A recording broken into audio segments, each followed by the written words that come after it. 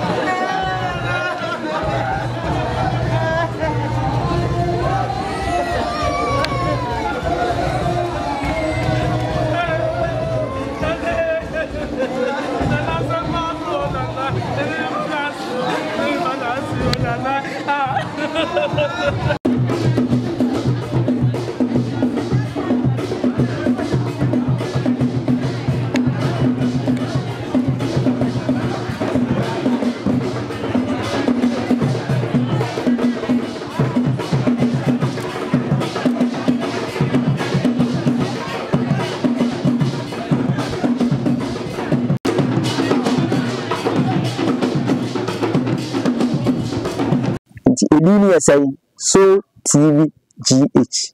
You see Edini say so TV GH. That's Ghana. So TV Ghana, the same thing. Subscribe channel is here. Me like it, me comment it. Like the program, like is here. Me comment it. Chere wadwene won sem no ho. Chere wadwene wo videos o wahwe. Chere wadwene asema me ka no ho. Woni me nya adwen a na nche se be kontokwa. Chere wadwene kan wadwene chere me. So thank you for watching the video. Thank you for subscribing to my channel, and thank you to those who are about to subscribe to the channel. Please subscribe to the channel and share and like the videos that I give you.